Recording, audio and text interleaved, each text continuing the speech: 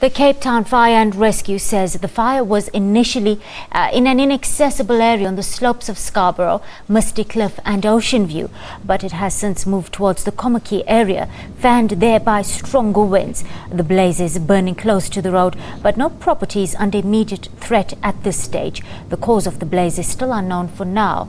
On Saturday, firefighters worked through the night to contain 2 fires around Devil's Peak. Well, you've just heard that fire burning on the slopes above the village of Scarborough in the Southern Cape is being fanned by strong winds. Let's chat now to Christy Bragg. She's the Drylands Conservation Program Manager at the Endangered Wildlife Trust. Good afternoon, Christy, and welcome to SABC News. Thank you very much.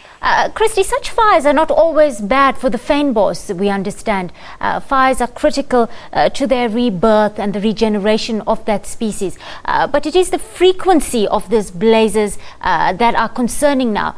What kind of impact does it have on the long-term survival of fynbos here? Okay, well, first you need to understand the context of Cape Town.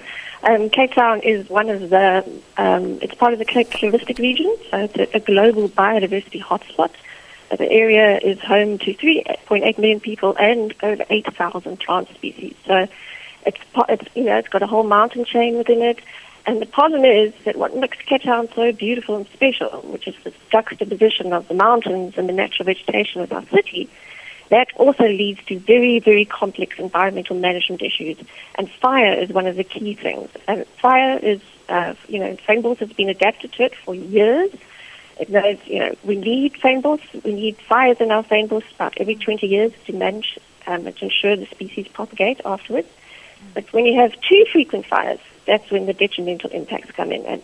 And that, I think, is quite a challenge for the authorities, is how do you manage these different fire regimes?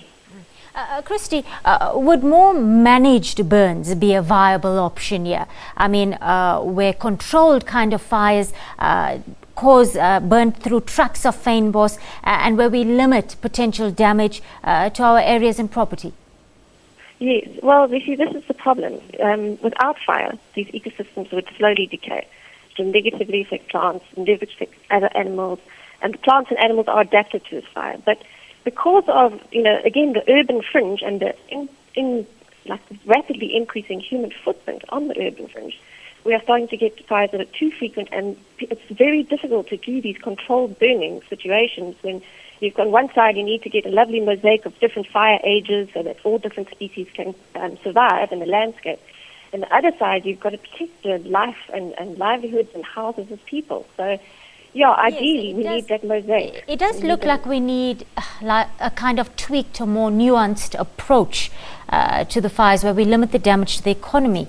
But the city of Cape Town, the urban planning itself, how is that kind of urban regulations playing out in the city? Just your thoughts, because we would want urban developments to fall well below the natural plant line, so these kind of blazes can be battled effectively. Yeah, and that is one of the City of Cape Town's very good things they do, is that they make sure that there's development is curtailed on those mountainsides where the issues are.